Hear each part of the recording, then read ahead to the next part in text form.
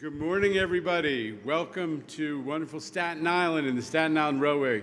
I'm Jano Lieber, MTA Chair and CEO, and I'm here with all kinds of wonderful people, starting with New York City Transit President Demetrius Critchlow, Chief Security Officer, a new member of our team, MTA Chief Security Officer Michael Kemper, Vice President of Staten Island Railway, Frank Farrell. Frank, good to see you in this role.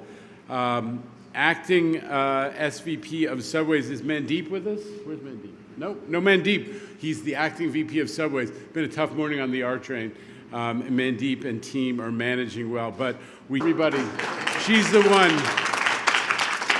We're celebrating new subway cars, and Sue leads the team at Transit. And I also want to acknowledge our partners at FTA.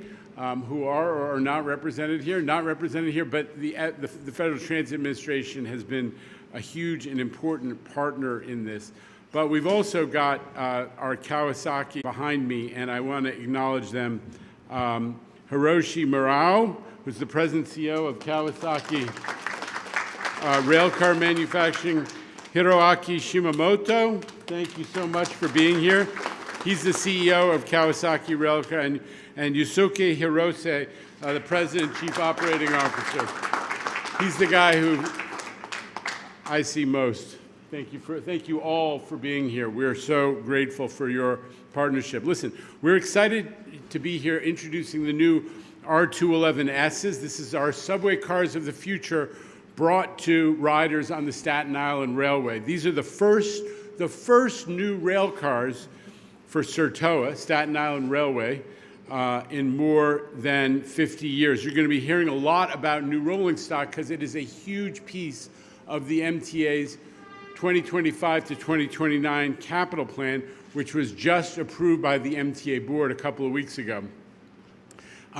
Listen, customers are going to love the modern experience that comes with the R211 class cars. But on top of that, these cars are also essential to the signaling initiatives that we have underway. In order to have truly modern signaling that allows you to run more subway and rail cars close together safely, you need these modern rail cars. So we are very excited about the impact, not just to the customer experience inside the train, but also the ability to provide more service and to do it safely. For years, this is important. People have been telling me, and I think we all hear it, that Staten Island sometimes feels like an outsider within the 5 boroughs. But I'm here to tell you that the team at MTA always has Staten Island front of mind, not least because we can see the ferry terminal on the New York side right from our window. We're thinking about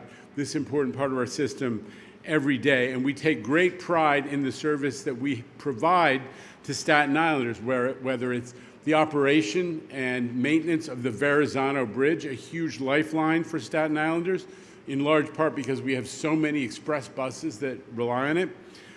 Staten Island Railway, which we're celebrating today, or a huge bus system. And we are a major employer for Staten Island. We have almost 4,000 Staten Islanders who work at the MTA.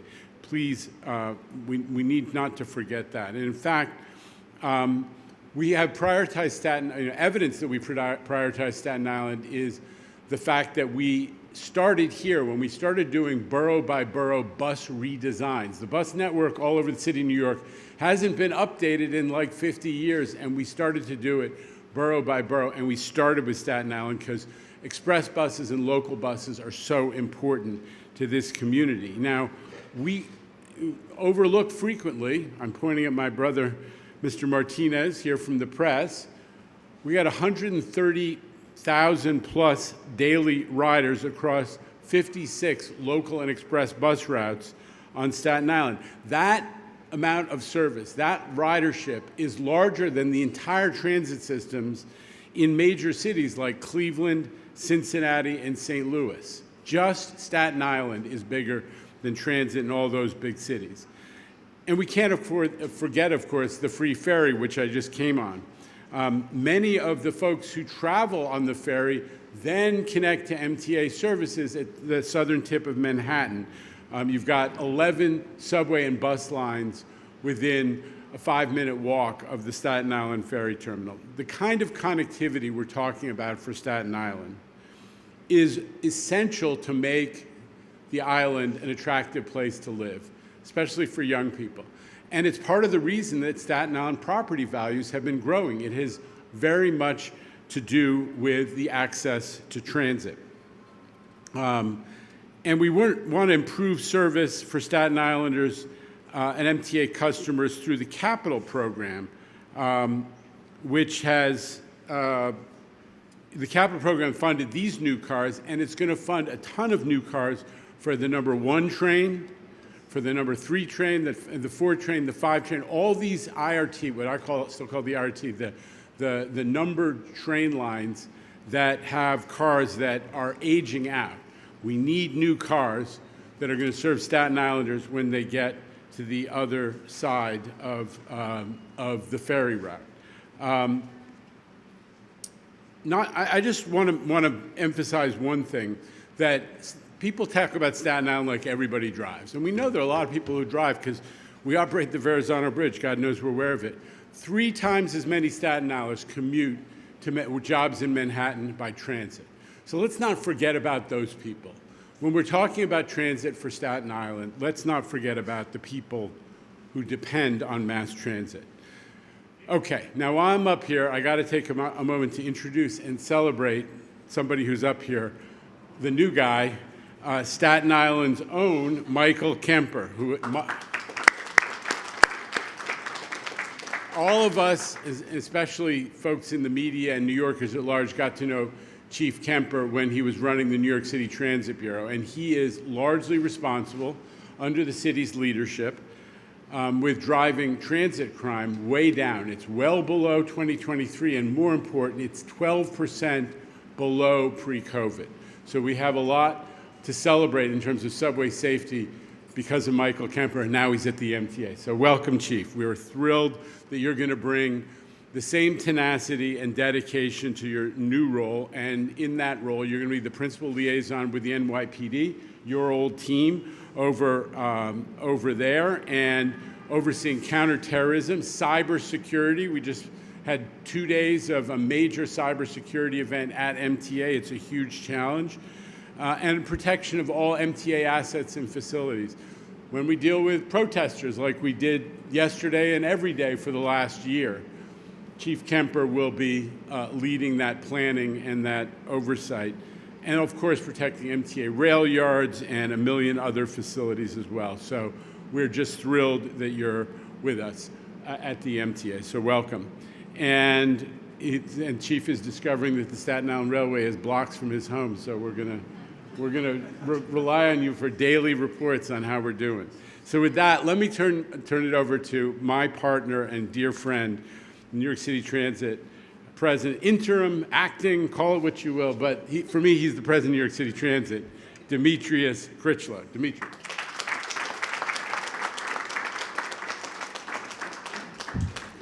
I got to tell you, it's great to be here, great to be back home. I'm a proud veteran of Staten Island by way of the vice president role for Staten Island Railway. So it really is humbling and just a great experience to be back home. I could say I know firsthand how important transportation is to Staten Island. And I could say with confidence on behalf of New York City Transit that Staten Island is not a forgotten borough. And this is a clear evidence that shows that. Look, today is a game changer for Staten Island Railway. Today, we're introducing Staten Island to the future. Today, we begin to upgrade your ride by debuting the new R211S.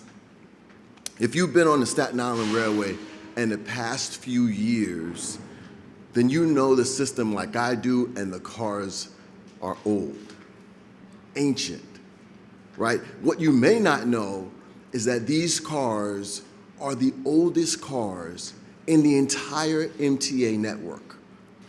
The oldest cars. So when you talk about the amount of work that goes into maintaining them and keeping them in service, these guys do amazing work to make sure that we put out service every day. but there's so much more that we could be doing for our customers.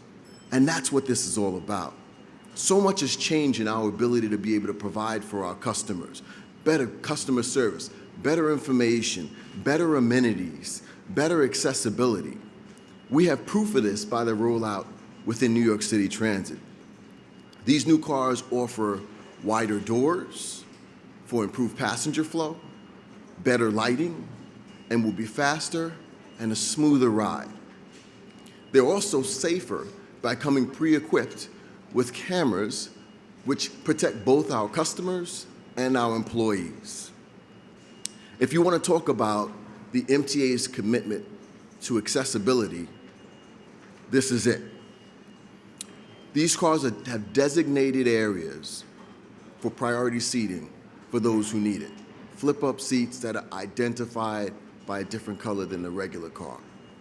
Best-in-class digital information displays, improving accessibility for customers with visual and auditory disabilities. And of course, something that Staten Island has never seen, automated announcements. Like, that's a big deal in how we provide customer service to our customers. Not only are these cars better for our riders, but they're also more reliable.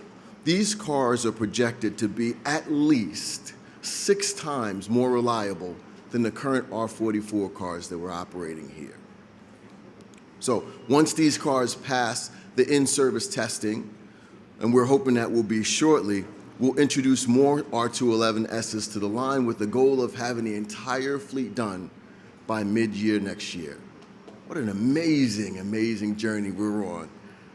Under the leadership of Chairman Lieber, between the current capital plan and the next capital plan of 2025 to 2029, we're bringing generational upgrades to much of our fleet. That speaks for our commitment to our customers. And our chairman has been an avid, staunch proponent for making sure that we provide great service. With that, next I'd like to turn it over to the leader of the current Staten Island Railway, the person who's responsible for the amazing day-to-day service that they've been putting out and leading this organization into the 21st century, Frank Farrell.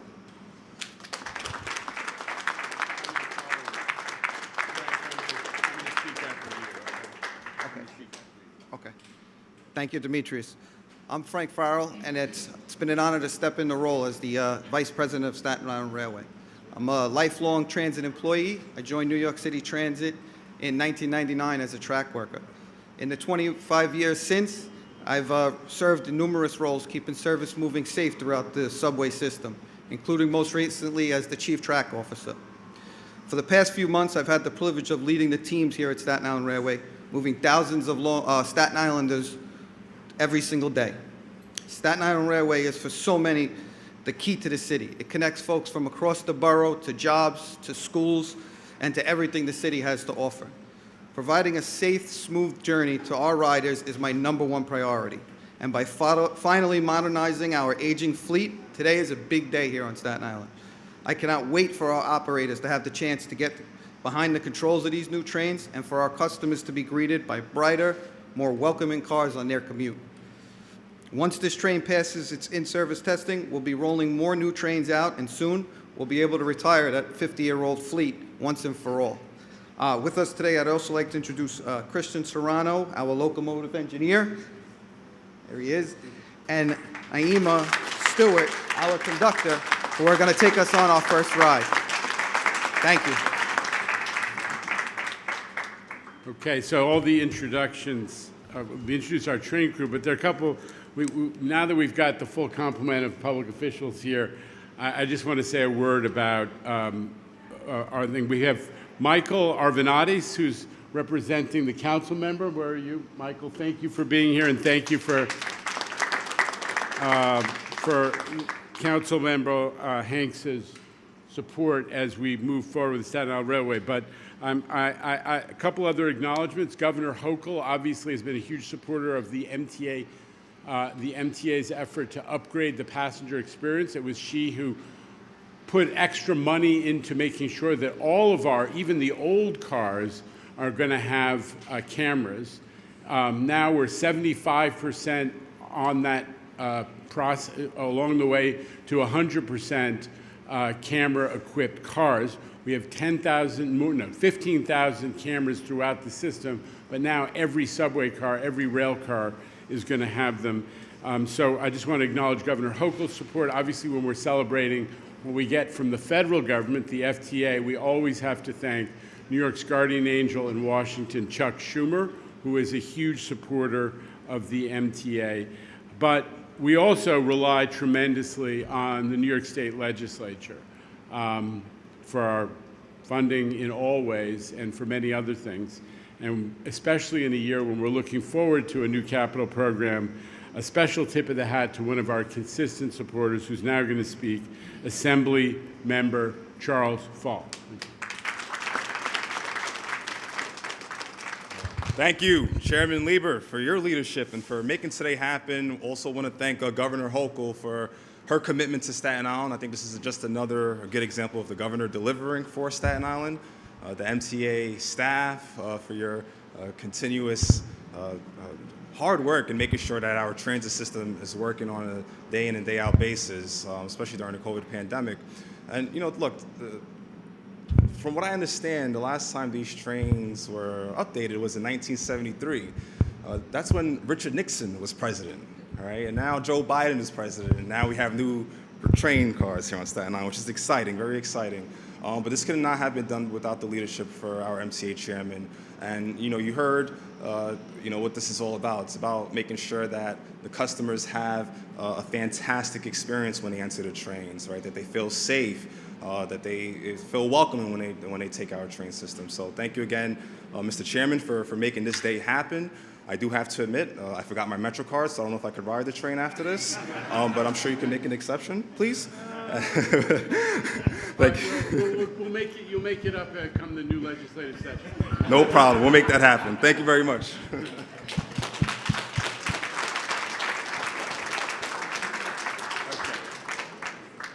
All right, Mr. Chairman, thank you so much. Thank you to all our guests. We have Jose Martinez here from the city who took the ride all the way out here. Jose, thank you so much. Hey, always enjoy the ride. It was nice sharing the ferry with you this morning, Jano. A couple of things. How have the R211s performed in service in the subway system on the A line and wherever else you've been running them? And then second, was there any serious thought given at all to what Norm Brown proposed about not delivering these cars to Staten Island as payback for the congestion pricing issue? No, listen, on the last issue, people are obviously frustrated by some of the rhetoric around congestion pricing. Is part of the reason that I emphasize that 3/4 of the folks from Staten Island who come to Manhattan for jobs do take transit. They take the MTA express buses. They ride the ferry and they get on they get on MTA services. They ride Staten Island Railway here. So I think that was an expression of frustration. But you know what? The lawsuit that was challenging the MTA's action or the MTA's development of a plan on congestion pricing actually lost. So that's behind us. There are other issues in front of us, and we're going to stay focused on delivering great service for Staten Islanders, starting with what we're celebrating today, a modern rail car. But I'll put to Demetrius the question of how they've been operating. So the R211As have made an amazing introduction into service. Right now we have roughly 50%, a little over 50% of the A service is run with new cars. The team are all having good experiences. We've gotten feedback from the customers who are very happy with the service on them. And I'd have to say, even for the open gangway, it has been a really good experience for the service on the C. So all in all, aside from little things here and there, as you always have with new cars, it's been a really, really good experience for both riders and employees. And how many are being introduced on Staten Island for now? How many, I believe it was 75 that were planned of the new R211s. How many are in service right now? So right now it's the one car unit, which is 5 cars. That'll run for approximately, usually it's in 30-day increments to make sure that it runs without an issue. and then we'll start to introduce more cars in service from there. And when we're talking about how well these rail cars are operating at well above the MDBF, a metric that you know, Jose, even the projected minimum MDBF, I think we're exceeding it by like some 40% or something like that.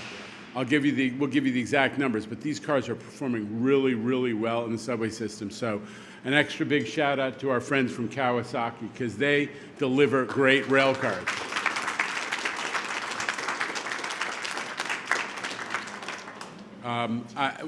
We're going to have any other questions from anybody? I always want to acknowledge, we usually work together at accessibility events, but I always want to acknowledge the advocates who come day in, day out because they're passionate about transit today.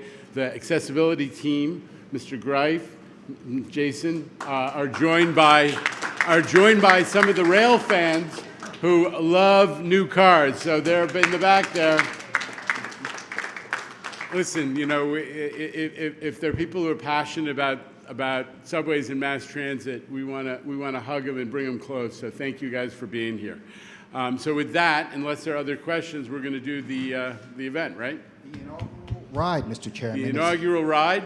Yes. And Chief Customer Officer Shanifa Riera is here. Make sure we treat all the customers properly. Correct. All right. Thank you, everybody. Thank you so much. For those watching the stream, stand by as we wrangle everyone to get on the new R211S.